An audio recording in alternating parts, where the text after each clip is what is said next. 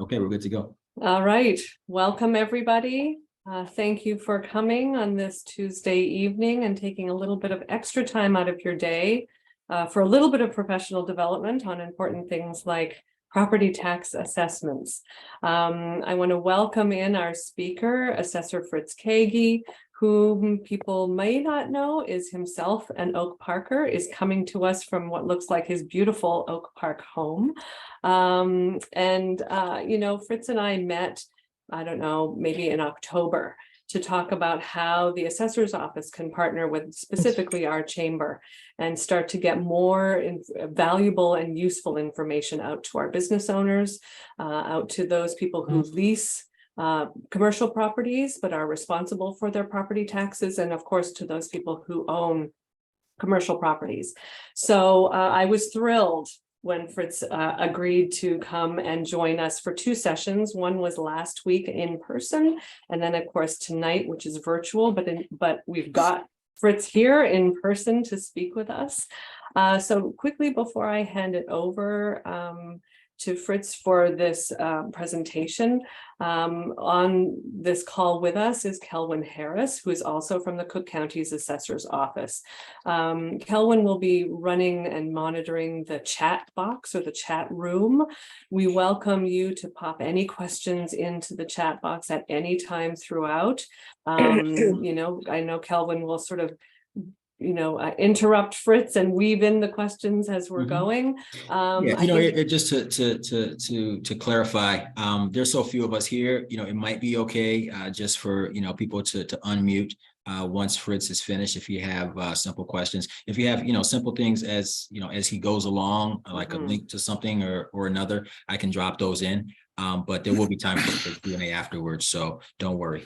Perfect. Yes, that Q&A afterwards, you can feel free to turn on your microphone, turn on your camera, and have a robust conversation with the man himself right here.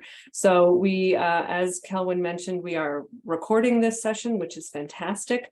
I also do have a copy of the presentation, so both of those things will get sent out to you afterwards, so you don't have to worry about taking screenshots and things like that throughout. So with that being said, I'm going to hand it over to Fritz. We do have a goal to be done and dusted by 7 p.m. today, so we want to be respectful of your time.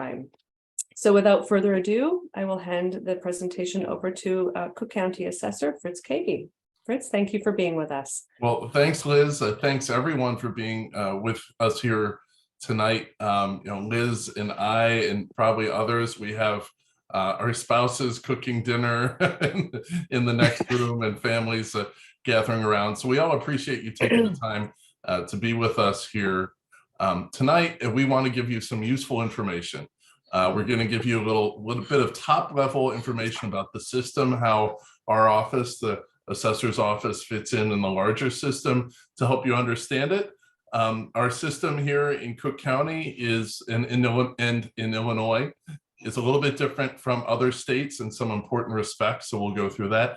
And then we're going to give you some information that we think is going to be really useful for you, that will save you money, time, help your community, help your assessment to be more accurate. We'll show you some other services that we have, and it's all with a view to being useful to you in the commercial community that you're such an important part of. So we'll just get started right here, and then we will have plenty of time for questions at the end. Feel free to put those in the chat box so we can run through them. And we'll be recording this tonight so that it's useful for posterity. And this is part of a series of conversations we've not only been having with the OPRF chamber, but with other chambers around the county, so that we're directly engaging with you to make the system work better for you. Okay, so the assessor's office, what do? Basically, our job is to estimate the value of every property in Cook County. It's 1.9 million of them. We're a little bit over 200 people trying to do this with the best data that we have. We also apply exemptions, and we administer incentives that are created by the county. And we'll talk about all of these right now.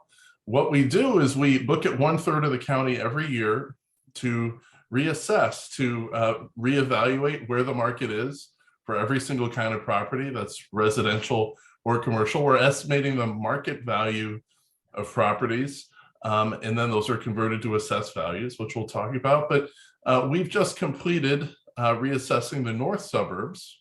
So that's the suburbs that are north of North Avenue.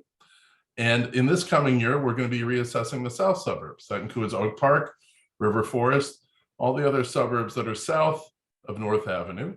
And then we'll reassess Chicago in 2024. The reassessment that happens this year will affect your taxes next year in the second half of the year. So there's a lag effect. But that's because you get lots of due process in when we send out appeals to make sure that it's accurate. So once we send out, when we're reassessing Oak Park, we'll send out a notice to you of our estimate of value of your property. And then you have 30 days to appeal it if you don't think we got it accurate in terms of the description of your property, which might be the footage or other physical characteristics, and our market value estimate for your property. You have a chance to appeal that within 30 days of sending out the notice. So what we're doing is we're really just focused on figuring out what the value of properties are. What we don't do at the assessor's office is we don't set tax rates. We don't determine how much taxes are collected in your community or any other community. Changes in how we do assessments actually don't change the aggregate amount of tax that's collected in property taxes in your or any other community. Really, our job here at the office is just to estimate those market values right, not to get them, not to have bias, not to under or over assess any of them. So each person's share of the levy is fair. We also administer exemptions for homeowners. So this reduces some of the assessed value of their property if it's their main residence. Who sets the rates? We'll talk about this a little bit more. It's not us, it's basically a combination of your taxing bodies, which includes our schools and our municipality. And then it's calculated by our county clerk. And then who collects the taxes is the treasurer. But I just want to give you a little bit of knowledge of how this system all fits together, because that'll help to guide our discussion. In Illinois, the way property taxes work is you have two different streams that come together at the end that determine a new rate every year in your community. We don't have fixed tax rates in Illinois. That's very different from other states. So over on the left-hand side, you see here, there are things called levies.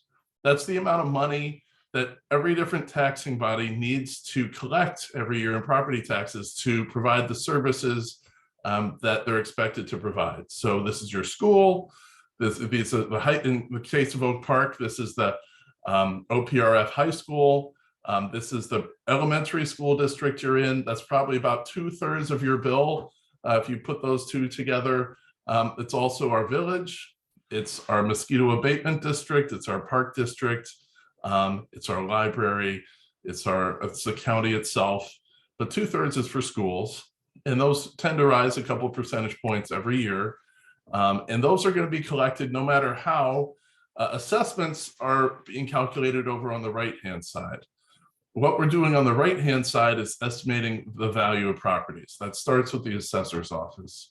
We collect data from data providers, from transactions, from you, to come up with what's the value of all these different properties, 1.9 million in Cook County. You have a chance to bring forward data if you think we got those numbers off the mark and they need to be corrected. Then you have a chance to have those estimates of market value appealed again if you don't think you got a fair shake at our office by going to the Cook County Board of Review, another county office. And these market values are turned into assessed values by a Cook County ordinance. Commercial properties are assessed at 25% of market value, and residential properties are assessed at 10% of market value. That is not determined by the assessor's office. That's actually determined by a county ordinance. Our job is just to estimate the market values of properties.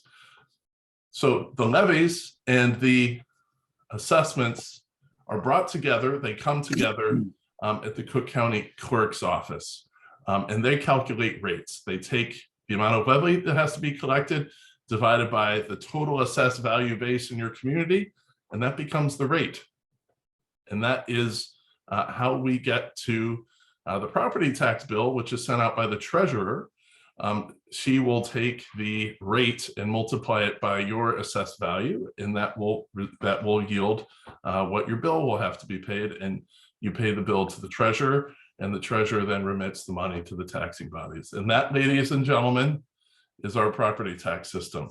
The key thing to know that comes out of this is that assessed value, if it rises, but everyone else's value is rising, your bill will never rise by the same amount that the assessed value rises, because rates fall. Rates float in this state. So that's. I want to remind everyone, if you could please put yourself on mute if you've got some background noise going on. That's very different from other states. So a lot of times people will say, hey, with your assessment, you just raised my taxes by X percentage point. And we have to remind people that actually that's not the case. If assessed value in your community is rising 30%, your assessed value is rising 30%, your tax may not change at all if the levy isn't changing. So that's an important thing to know. Let's look at Oak Park and let's see how our work affects the commercial tax base in Oak Park. In Oak Park, we have 357 apartments, 67 office parcels. We have other commercial and retail parcels, 226. This is a lot of different kinds of properties, and 15 industrial. This includes warehouses. In the 2020 reassessment, which was the last time we reassessed Oak Park, we saw stable growth. This was just prior to the pandemic. So low interest rates, increasing rental rates, capitalization rates, which are the multiple of rent or income that the market will pay to put a value on a property. All those had been changing, increasing value. Here you can see some of the data that we used in valuing apartments. We look at different kinds of quality gauges when we're looking at different asset classes. So the top quality level of apartment buildings would be institutional. These are the really big apartment buildings, which are familiar to some of you. You can see that we're assuming rents, that we are assuming 1180 to 2000. We saw a vacancy rate of nearly 8% for them. You can see the expense ratio that we used, the cap rate that we used there, 5 to 5.5%. And you can see what that yielded in terms of value per unit. And you can see how different that is for smaller apartment properties, which might be older, maybe not as high on the quality spectrum. 225 of them, and you can see lower rent, higher expense ratio, higher cap rate. These result in a lower value per unit. And this is sort of a sense of how we come up with these values. And what we started doing 2 years ago, and we will be doing for the first time in Oak Park, is we will be publishing for every single commercial parcel how we came up with the value. So you can see for a given parcel what we assumed for rent, vacancy, expense ratio, and cap rate.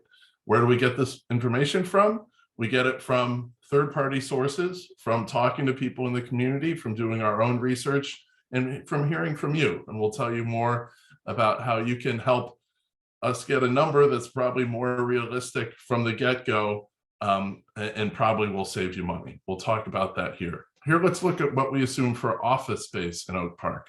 We see 67 parcels here.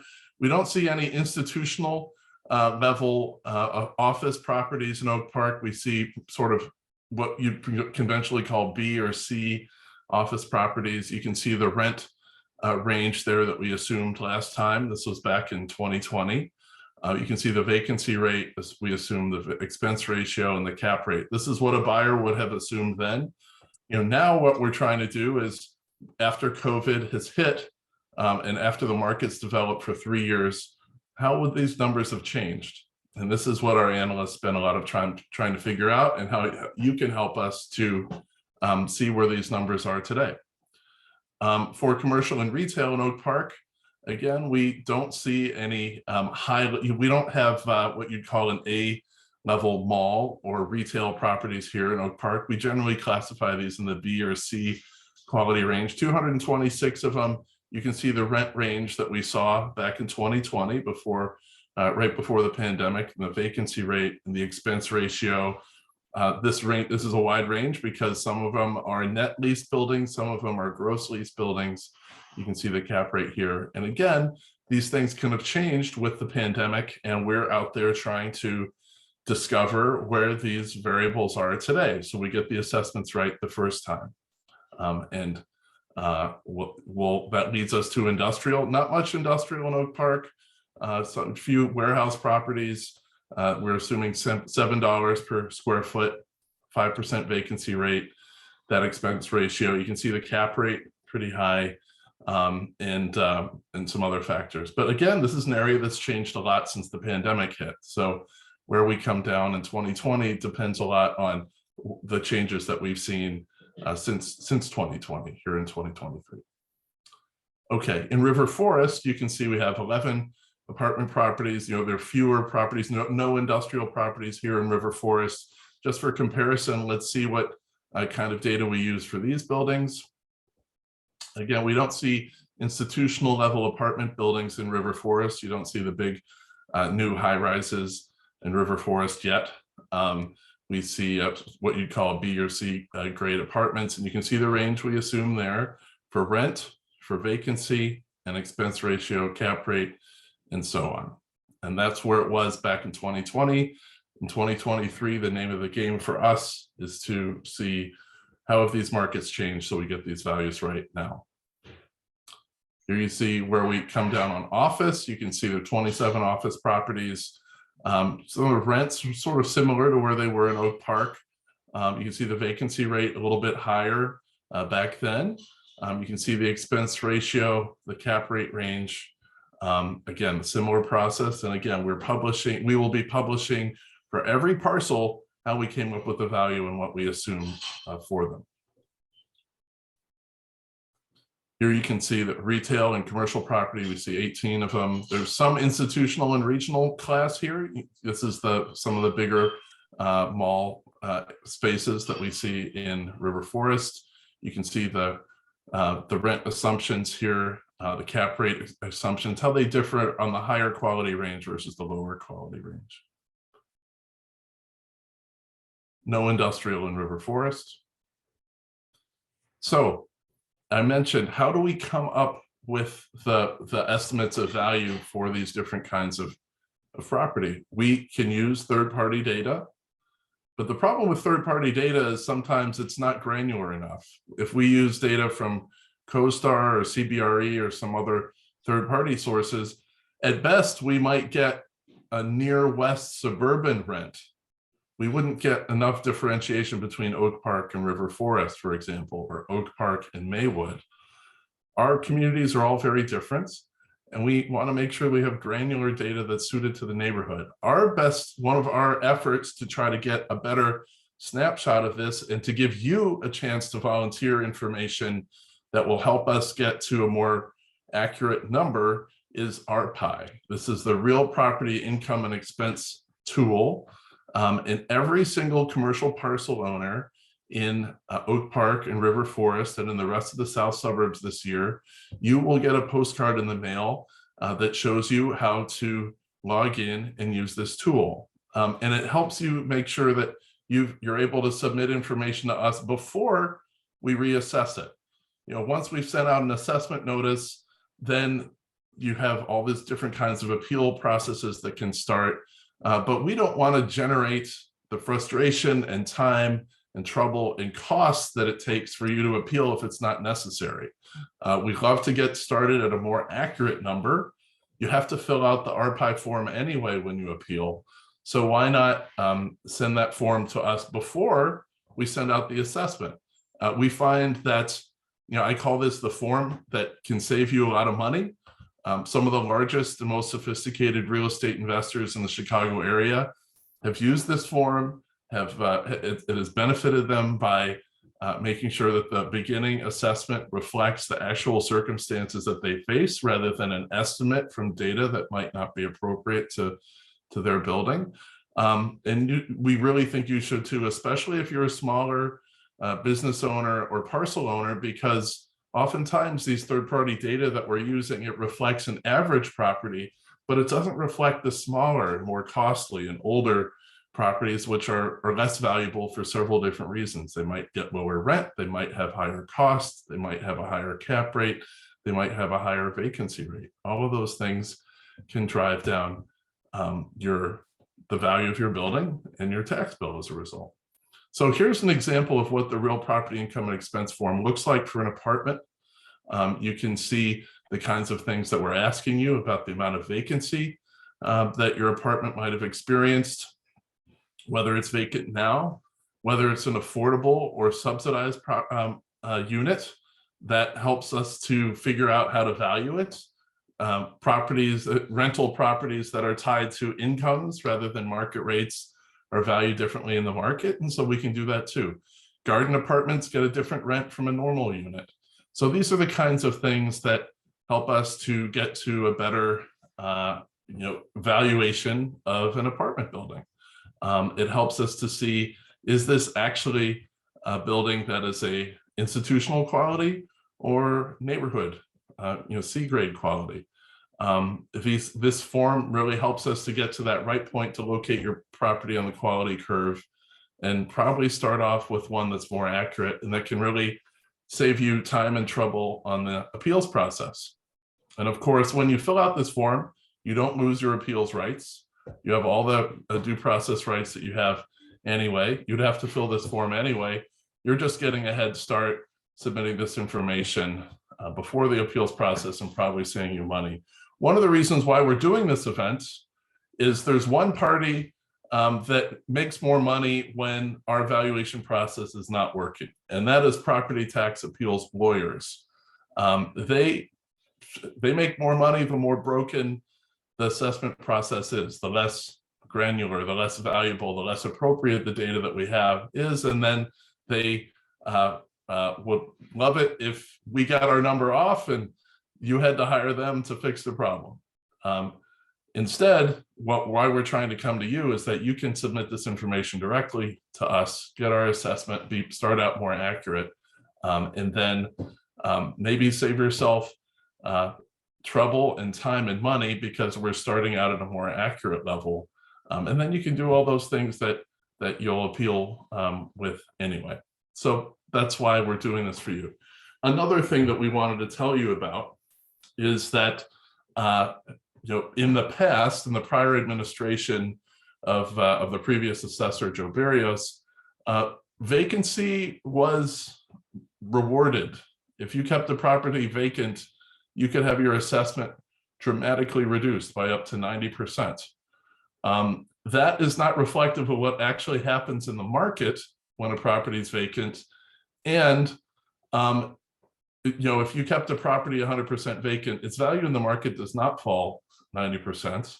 And a prudent buyer, if your property is 100% full, is probably going to bake in some vacancy. So what we've done is we changed the policy 3 years ago now, so that we give credit for every commercial property in a corridor for the average vacancy rate that prevails in that corridor. So if we think Marion Street is 30% vacant and you're 100% full on Marion Street, we're still going to give you credit for 30% vacancy, which is the neighborhood level of vacancy. If you have a property on Marion that's 50% vacant, what we'll do is we will look at what's the additional amount of vacancy over the average. So that would be 50 minus 30 is 20. And then we would give you half credit for that additional amount of vacancy. So you would get credit for 10 percentage points of additional vacancy, but we will only do that for 2 years, and then it expires. And that is because if a prudent buyer could assume that they could rent out your property and be able to get it up to neighborhood level vacancy, that's what we think prudent buyers expecting, and that's what our peers and in the rest of the assessment industry do when they treat vacancy. It also happens not to be lavishly rewarding vacancy like our predecessors have, and it better reflects the market process. You can read more about this on our website, but this process is only going to work well if we have a good estimate of vacancy to begin with on different commercial corridors. So one of the ways that we can work with you at the OPRF Chamber, work with your members who have insight, is to, when we're doing our due diligence, to see what vacancy rates are in different corridors in the Oak Park River Forest community, to see which ones have the most vacancy or have the most trouble with them or have less. And those kinds of judgments are important for us to have as part of the mosaic of information that we use when we're coming up with these values. And we want to make sure that we're differentiating between different kinds of corridors that we even have within a community as small as Oak Park. North Avenue is different from Marion, is different from Harlem, is different from Harrison. And we want to make sure that we're treating them appropriately in each case.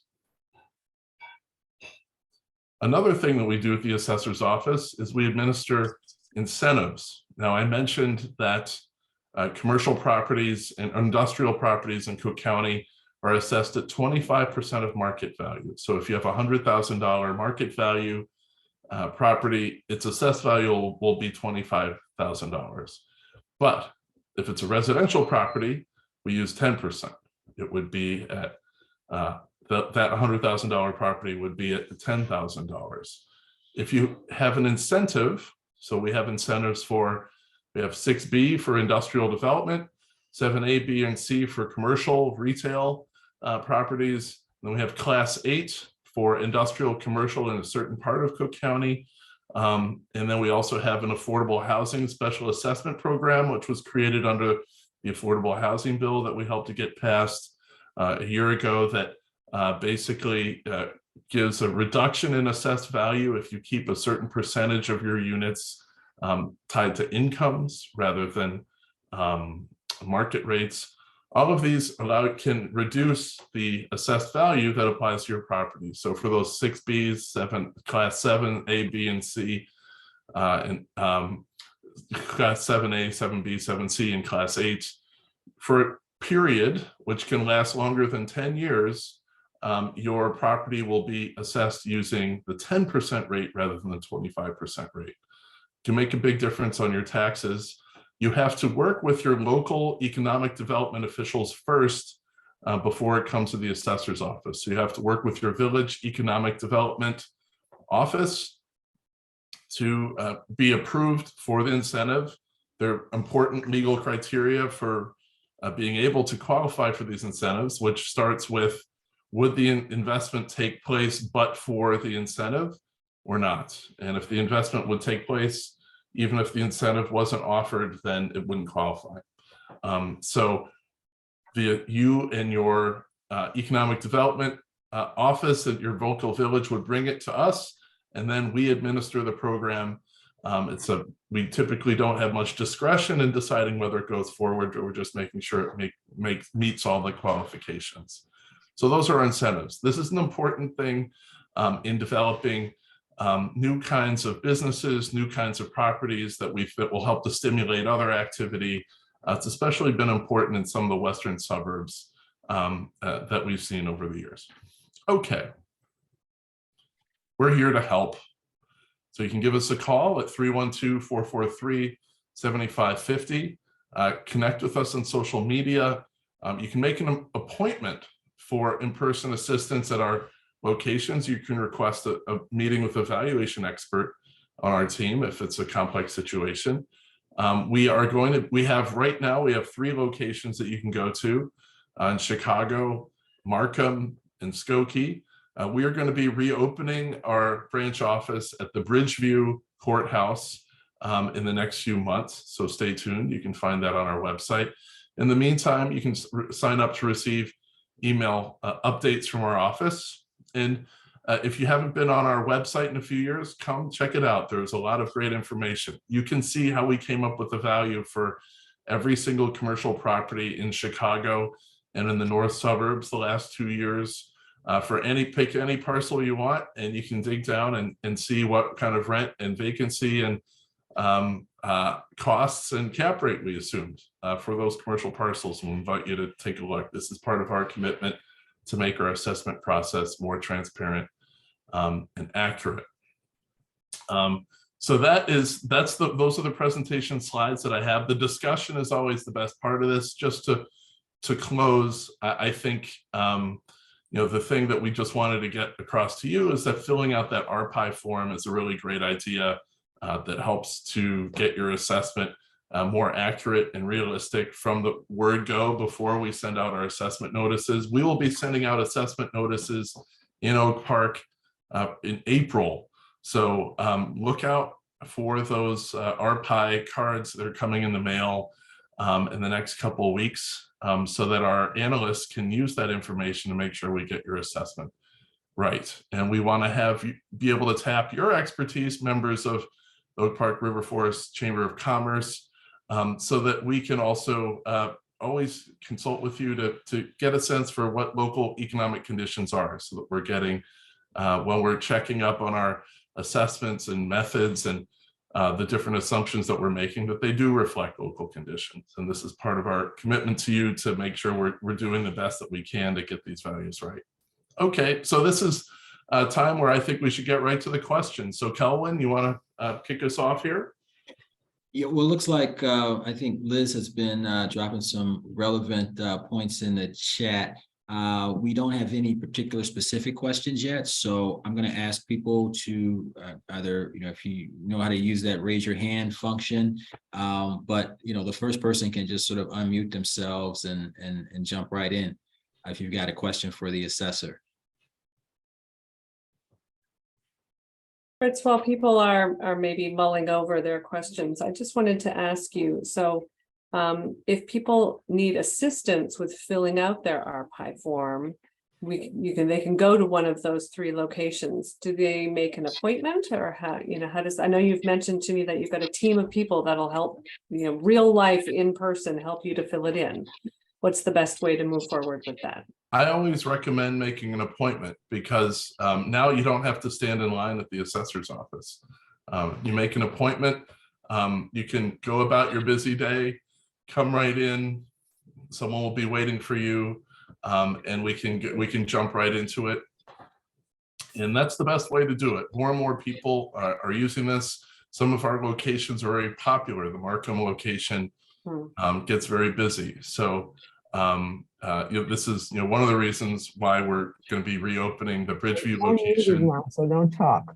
And doing that. And I would so that's the best thing to do, but we don't want that to deter you. We're always ready here to help. We're in this part of the season is not quite as busy, so come by if you have any needs. And you can also just you don't have to leave your home. You can send us an inquiry via social media or email, and we'll get right to it. We'll respond fast. Wonderful. Kelvin, would you mind maybe popping that email address just into the chat for everybody to grab? Yeah, absolutely. I'll put my own information in there as well, so you guys don't have to, email a black hole. You can talk to me specifically. And I also think I see Patricia has unmuted herself and giving us a thumbs up. I think that's the same as hand raise. Is there a question? Sorry. Patricia? Yes. Actually, I'm a retired person and just a member of the Oak Park River Forest Chamber because I really believe in it. But I was listening to your presentation. I think I understand the assessment process for, commercial and business property. But how does it affect the tax? How do you say it? The amount of tax that a taxing body requests. If, for instance, I just got an email from the Pragmatic Solutions at District 200 that is claiming that District 200 is way overtaxing residents. How do those two things work together? Sure. Well, this is a great question. So remember that the tax bill that you pay is a function of a couple different things happening in your community. You have the levies, and then you have the total assessed value in your community, which makes up your tax base. When it comes to levies, this is the amount of money that each of your taxing bodies is seeking to collect in your community. So in Oak Park, it's several $100 million between all of the different taxing bodies, of which about 2/3 is for education. I'm an Oak Parker here, as we all know. Our folks in Oak Park, we like to invest in our schools. We've approved different increases in levies over time, and that is determining how much communities are deciding to raise through their different taxing bodies. And as citizens, it's up to folks in the community to make sure that the taxing bodies are levying in a way that they think is appropriate, and to have a good debate and focusing on those uses of their funds. And so this is demanding of citizens because we have lots of different taxing bodies. So the biggest ones are here in Oak Park well, we have our elementary schools and then our high schools. Right. And those probably should get the biggest amount of scrutiny when you ask how are we investing how are we investing in and using the levies that are being demanded. But then we also have the village, which is maybe about 20% of your tax bill. You have the county, which is about 8%. You have the mosquito abatement districts, you have the township, you have some pretty small ones too, but they all roll up to the amount of levy that's collected in the community. And we at the assessor's office, we're trying to make sure that we estimate the value of properties accurately so that the base accurately reflects each person's share of assessed value in the community. But those assessed values alone don't determine taxes. It's also the levies that your different local government bodies are demanding. So once have they got their thing approved, how do you get it changed? Well, you basically each year, there are debates about the budget, and their budgetary decisions determine the levy that they're collecting, and you get the chance to vote for the representatives of those taxing bodies. So at the school board, the various different school boards, your elected representatives are voting on a budget and determining that levy. And so that's how you as a citizen can exercise oversight, is asking them questions, going to meetings, and choosing your trustees. Thank you. You're welcome, Patricia. Anybody else? I see some familiar faces and names from the in-person session that we had last week. So some folks might have chimed in, but any other questions?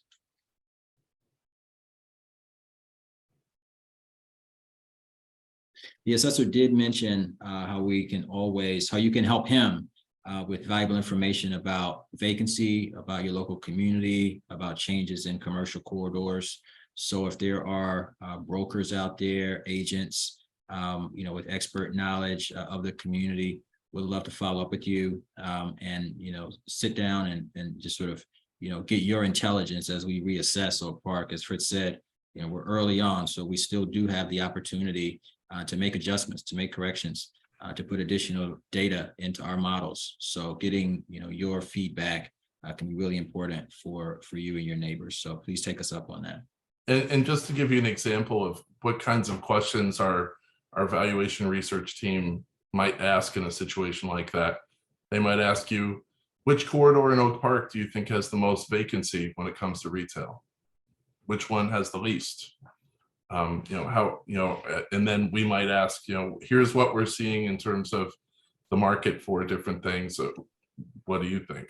Those are the kinds of things that we might ask. And we, this is a mosaic, right? So we're using many different sources and many different sources of information, but we find that oftentimes it's good for us to get out of our ivory tower using third-party data to talk with people who do this every day, like you, to get your sense and what I call a sanity test when we're using data to come up with these very important estimates that determine your share of the levies in your community.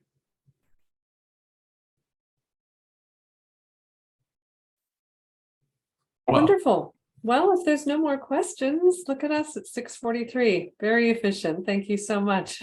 All right. Well, All right. we're always at your disposal. Mhm. Kelwin, do you want to tell them how people can reach out to you if they want us to do any outreach? We're always interested in reaching various different industries. If you're in the retail industry or apartment industry, you have a larger industry organization. We want to do outreach just like this. It's appropriate for your industry to make sure we're asking the right questions on things like those RPIE forms. Kelwin, you just want to Yeah, give absolutely. everyone I did drop my email in the chat, but as Fritz said, I mean, if you guys are valuable members of the community, professionals in the community, you are likely involved in trade organizations, your local churches, everywhere. Our goal is to really spread the message about, and not just on the commercial property side, but for residents as well, making sure that people are available or making sure that we're available and accessible for people, particularly around exemptions, making sure that, you and your neighbors have their homeowners exemptions, seniors in the community, veterans. So, as you guys just go about your lives, please continue to, connect with us and use us as a resource because, it's really valuable if this information gets out. So I did drop my my email in the chat, but we certainly would love to keep this conversation going, particularly as we reassess Oak Park and the South Tri this year. Okay, and you can always go to our website, www.cookcountyassessor.com. We have a rich amount of data and services there for you. For example, you can pick the data tab and see how we came up with assessments in the north suburbs to compare or see what assumptions we might put in, see how we go about evaluating different kinds of properties that you might know there. And then once we do reassess Oak Park, you can get a sense for how we came up with the numbers for your neighbors, for all different kinds of other properties elsewhere in Oak Park and River Forest, so that you can see how we came up with the numbers. We're really committed to doing this transparently to help you underwrite. We know some people watching there today, you might not own a property today, but you might be thinking about investing here. Now you have a very good sense of what kinds of assumptions we might use about your new property to know how it would be assessed in the future. And this is something that we also want to help with. So Liz, thank you very much. Everyone here who joined us tonight, thank you for your valuable time. We hope this has been useful, and we'll see you again soon. Great. Thank you so much. You're welcome. Thank you. You all. Thank you Bye-bye. everyone for coming. Have a wonderful evening.